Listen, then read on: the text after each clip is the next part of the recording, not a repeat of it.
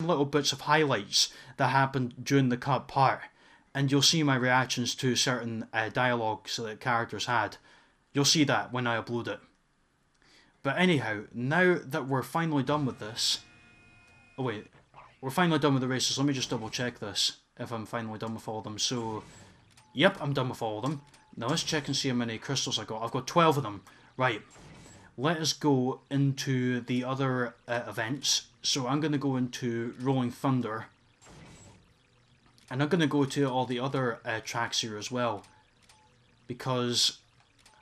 Actually, do you know what? No. I'm actually going to do the Stunt Arena.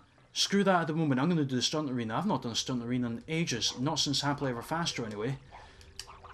I've never done that since Happily Ever Faster, if I remember correctly. Unless if there was another Stunt Arena that I completely missed. Okay, forget about you Ninja Penguins. I'm going right into the Stunt Arena. Right, I have been keeping track of or losing track of the script here, because I've been focusing that much on trying to beat the that previous racetrack. Where was I with this? Let's just check again. Yeah, so back to the mini review, just going back over the game in general. So, in terms of the gameplay itself, now, obviously the gameplay consists of, platforming and racing. In my opinion, the platforming sections are kind of dull. The racing is where it's at because, well, it's Crash Tag Team Racing for an obvious reason. However, I feel, from my point of view, that the racing mechanics that they did, especially the teaming up with other, your fellow allies, like, say, for example, like Crash Bandicoot and Coco and Crash with Cortex, teaming up with your enemies, I felt that they kind of ripped that off, in my opinion, from Mario Kart Double Dash. Now, a lot of people might have already said that in their reviews of, said that already in the reviews of Crash Tag Team Racing. So, that's the one problem I have with the part of that gameplay there. Like, I understand why it's called Tag Team Racing for that reason, but I think they could have maybe not made it into a rip-off, in my opinion, with that kind of, the gameplay mechanic there. Oh, I knew I wasn't going to land that one. So, the choice of weapons that you get in this game, I felt were kind of underwhelming. I understand that the developers, Radical Entertainment, they wanted to try something new, something different with the weapons that you use in the races. Because like in previous games like Crash Team Racing and Crash Nitro Kart, you get your usual weapons like in the Crash Bandicoot franchise, like, a TNT, Nitro Crate, missiles, bombs, warp pads, beakers, you name it. But this one, you don't get, the typical Crash weapons. You get something like, okay, crap, right, okay, that did not go according to plan at all. So, you get weapons like fireballs, chickens, monkeys, which are, okay, they're different. I will give the developers that. They did make something different. However, it's kind of dull in my opinion, those weapons. The real exciting weapons, in my opinion, are the ones you use when you team up with somebody. And that's if you're in the, if you're shooting the main cannons, the main weapons that you're using. So like say for instance if you're Crash and you team up with Cortex and you're using the Wumpa Gun for example, you have the opportunity to shoot even more powerful weapons from behind you, for example like a piano, a cow, an undersea missile, a torpedo, well not a torpedo in other words. And that's where those main weapons come into play, from my point of view, and those weapons are more exciting than the typical, the missiles and like everything like that. That's just how I feel about it. If any of you guys have any thoughts about that, I'm pretty sure you guys might have similar thoughts to me, or you might have different thoughts. I'd be interested to hear your thoughts about the gameplay in the comments, but those are my overall thoughts on the gameplay itself for the racing. And the minigames themselves, I've tried them, but the only minigames that I have fun with, in my opinion, are the bowling minigames. And there's only like 2 of them that I have fun with. Those are the only minigames that I have fun with. Whereas something like, the shooting the targets and everything, I just found kind of boring. In my opinion, the bowling ones were the only ones that appealed to me. And as far as goes for the development process / graphics, I might as well talk about this in one video. I don't think this game was fully finished, because you probably saw when I was in the home world, there were several glitches I had encountered, especially when it came to the, interacting with the different citizens, like people exploring the theme park, everybody was glitching out like crazy. Like, well, not everybody, like most people were glitching out like crazy. So I don't know if the game was completely finished, or if it needed some tweaks in order to, you know, be fully finished. Wow, okay, right, yeah, I've definitely got this in the bag. So I'm going to get that crystal. I didn't think I was going to get that crystal for the stunt arena because you had to get a huge high score, but as long as you keep up the amount of turns you're putting in your jump, like say for example if you go like this and land safely, well not as I did there, but as long as you like, you know, turn like this and you got a huge speed boost ahead of you, then you should be able to get a good amount of points. Like that for example. I'll see if I can get up to 200,000 before time runs out. Oh, I think I'm definitely going to get there, because I've got 30 seconds. Wow, yeah, I've definitely got over 200,000. They could have perhaps made this a little bit more challenging and put up to 200,000. Because, I mean, I've got 215,000 points. I feel like 175,000 is a good challenge, but I think 200,000 points would have made an even better challenge to get up to the gold trophy. But on the bright side, at least I'm going to get more coins. Right, is that over?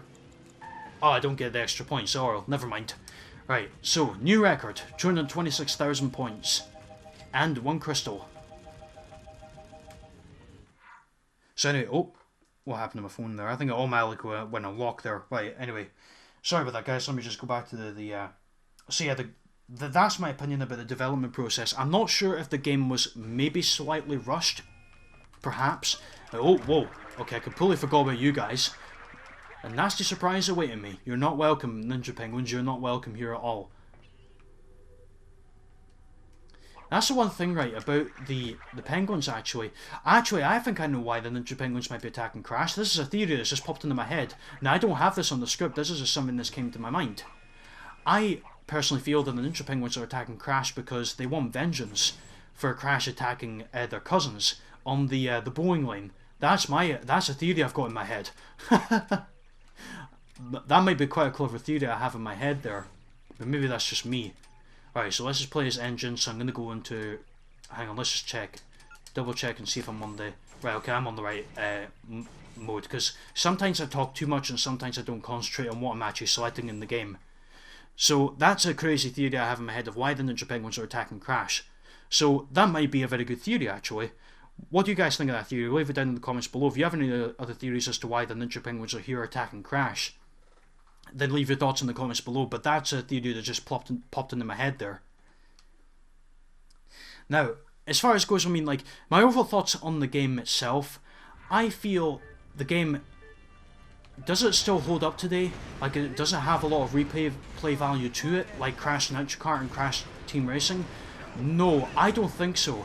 Crash Team Racing still has some replay value, and there's proof of this because in an interview with Vicarious Visions, they were actually talked, like somebody on, I think it was a Crash Mania website, asked Vicarious Visions, are you considering doing a remake or a remaster of Crash Team Racing, Crash Team Racing?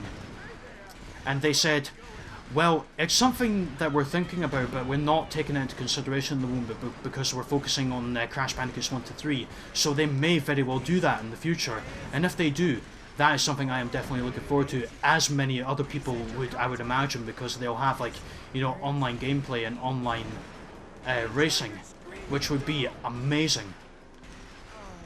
Imagine that, like, online racing with many of your friends on YouTube. I mean, I'd imagine, like, I'd have a lot of fun doing that with some YouTube friends, like, you know, like Rich Renegade and Skull Crusher. Like, those guys, I would have a lot of fun doing, you know. I mean, wow, I've pretty much dominated this. I've won this already. Let's see if I can maybe get a few extra points to add on to it before this race is over.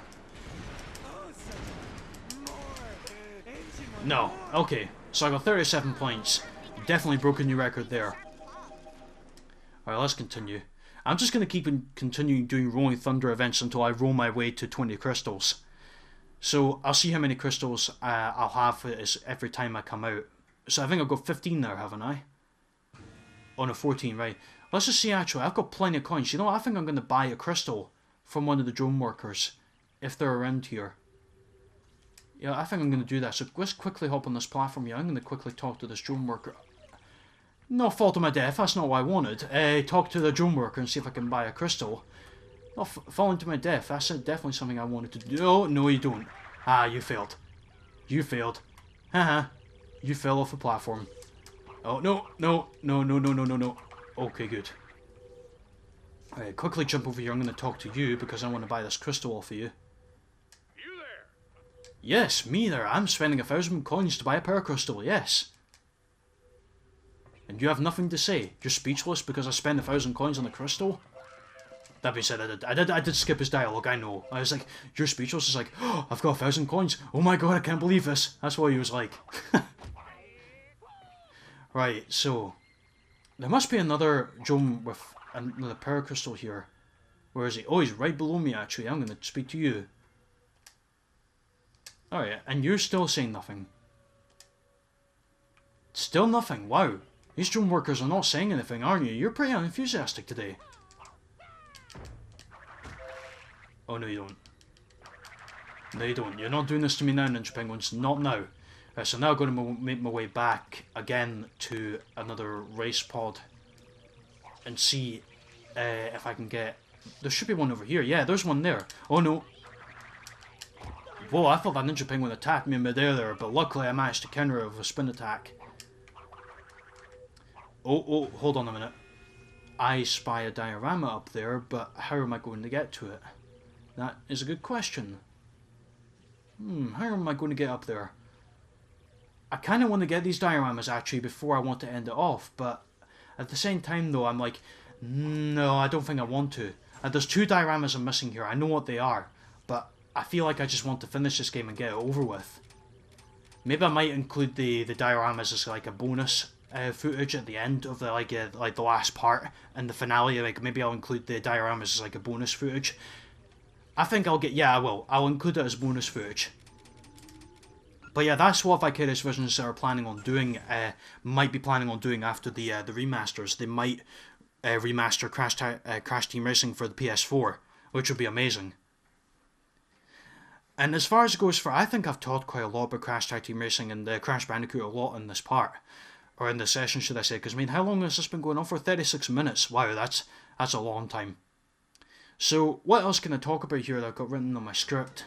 So, as far as it goes for, like, you know, real life things that are happening to me outside of YouTube, well, as you may know, like, you guys know that I like to talk a lot about like what's happening to me in real life. So this is kind of like not only a let's play, but also kind of like a vlog as well on what's going on in my life. Well, let's just start off like you know, like work is still going fine, like everything's still going well with it, no major problems or anything like that out of the ordinary. And as far as goes for my teaching, I'm hoping this week, I think I might include a blog post as to why people would want to take lessons from me. Because I feel like throwing about, like, or well not throwing about, but promoting a business card is not enough. I need to include a blog post as well, or anything out of it, like, you know, something to include, like, you know, just like a blog post would be great to talk about, you know, my positive attributes as like in teaching, because I mean I've been teaching now for nearly 2 years, and it's about time I talk about that in the blog post and talk about it in a great amount of detail. Don't just say something like, you know, I am a very patient person. As you can clearly tell, like I don't get angry that easily whenever I lose. Like say for instance, like, you know, when Von Clutch had beaten me on one of those racetracks, I didn't lose my temper. I didn't get really angry on purpose. I just said like, oh god damn it, like, you know, something like that. I wasn't like, no, near about to lose my temper. I was just like that, like, you know, damn it, that's what I was like. Right, 3 more crystals to go and 3 more Rolling Thunder events to go. So I think what I might do is I'll just go through just 3 more tracks of my choice using engine. So here we go. Let's proceed. And one other thing as well is that, like, I mean, that's the one thing I want to talk about my teaching is, like, bits of my personality. What's so important about my personality? Give examples of why I'm patient, like, how am I patient and stuff like that. Just to elaborate on it so that people will be more invested in it. Because, say, for instance, if I said these positive attributes, I stated, oh, I'm patient, I'm quite determined, it's not enough. So that's what I'm going to do to promote my lessons in the future, starting from this week. And as far as it goes for speaking of music, the teaching diploma I did earlier this year, I am going for another diploma, as I stated before, which is a performance diploma. And recently I've been getting back into doing clarinet lessons on my own, like not teaching them but learning clarinet lessons on my own. I've been getting back into that, and things are going well so far. It's quite comfortable in getting back into the pieces that I'm playing, and things should go well. Hopefully things should go well anyway.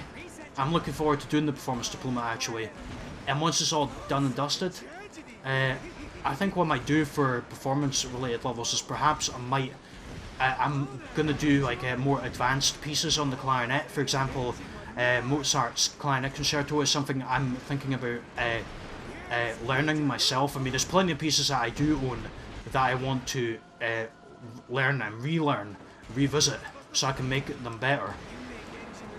And also, like, continuing with my Let's Perform series, like with gaming, on my YouTube channel. Speaking of which, actually, that has gained a lot of popularity, which I had a gut feeling it would, considering that it was also uploaded on Crash Bandicoot's 20th anniversary as well. So I had a feeling that it was going to be very popular. Okay, right, continue on with that. And that's what I might do actually, is just like, relearn difficult pieces that I've not looked at for a long time, and learn difficult pieces I've never looked at. Just keep carrying on, keep, confident with my performing abilities. So, 2 more events to go, and we'll go into fossil fuel injection. We'll go into that, so we'll couple of prehistoric events, and then I think after that we'll be done. And then as far as goes for my hobbies themselves, like outside of like everything else I'm doing besides work and music related events, well, I'm still keeping up, trying to keep up my 10,000 steps that I'm doing per day. It really depends on the time of day that I'm doing it and what I'm actually doing as well, but I feel like I'm getting on well with it. I mean, like, I managed to do, like, as of this week, I managed to do 50,000 steps in total, like, in terms of walking, which I think is a brilliant achievement. In my opinion, anyway. Like, walking is it's so refreshing. It really is. It's great exercise that you're doing. Like, in terms of, like, I mean, depends on what kind of day it is. Even if it's lightly raining, you can still walk out there. But one thing I would say, guys, is this: if you're planning on doing the 10,000 steps yourself, or if you're currently doing it, if you're watching this, don't force yourself to walk out in certain, like, terms of bad weather. So, like, say for instance, like, if it's thundery outside, don't do it, because you're going to end up taking a huge risk, and you can end up getting killed out there by a thunderstorm. I mean, it depends on where you're at. Like, if you're in America and you're watching this, then yes, the thunderstorms there, I'd imagine, would be pretty dangerous. So that's the one thing I would say about that. Just try not to do that. That's my advice. And also, as far as goes for games that I'm playing outside of my YouTube channel, like as far as goes for new games, I need to really get back into that, because there's lots of games I really need to complete. Speaking of which, actually, I've been playing a game recently that I never thought I would come back to, which was Shadow the Hedgehog. And I know that game is very popular on YouTube, Shadow the Hedgehog. Now, the reason why I never went back to that game is because I found a major problem with the story, plus there was one level I was stuck on that I could not get past. So last night I revisited it, and I had to look up a guide on exactly how to get past a certain level. I believe the level is called Mad Matrix, is what it was called. That's the name of that level, and then I had to look up a walkthrough based on exactly how am I going to get past this level. You know that moment, like, where you're playing a game that you really like, but you're really stuck on something and you have no choice but to look up a walkthrough for it. Excuse me.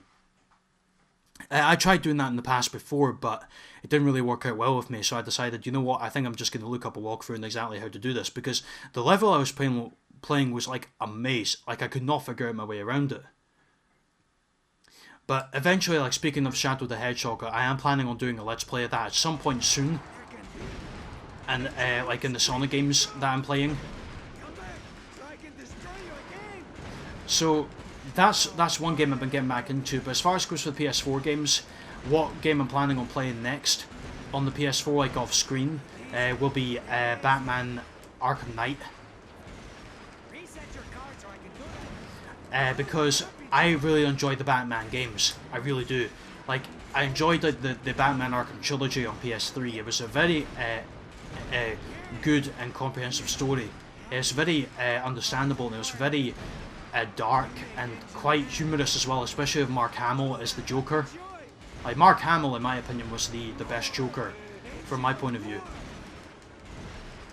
And it seems like the Batman Arkham Knight. I mean, I know that like this came out last year, but like it's gonna have it'll have a very dark tone about it. And speaking of Batman Arkham, like I know the PlayStation Virtual Reality is coming out at some point. Like one was coming out in October, and they're doing Batman Arkham VR.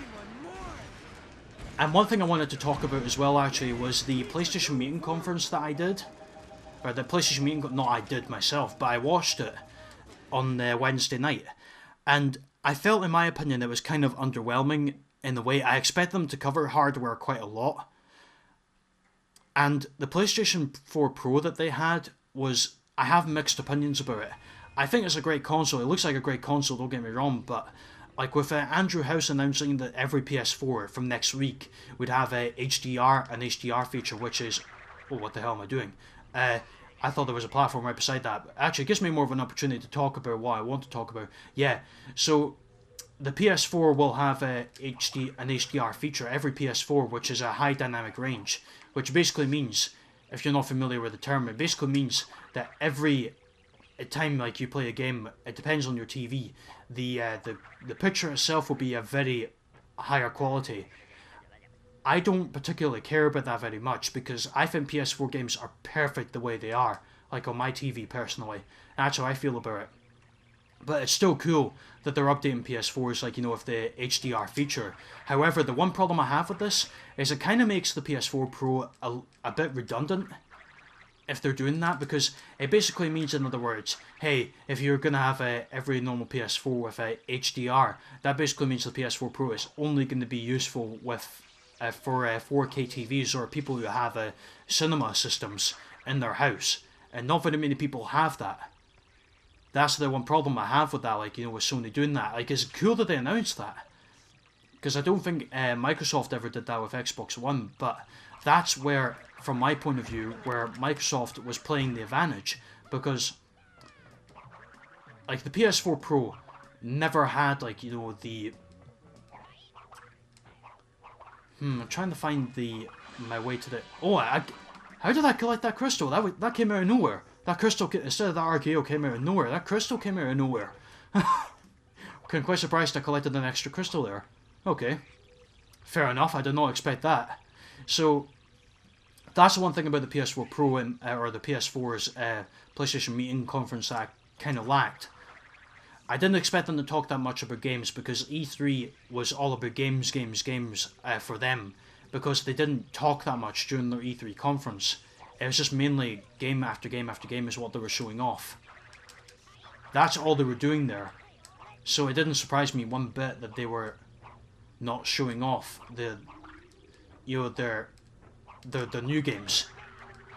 I kind of want to jump up on that platform there if I can reach up to there.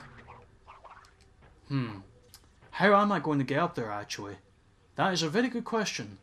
Platforming skills? Yes, of course platforming skills. Well, actually, no. If I do this, skip that, and we'll see what happens.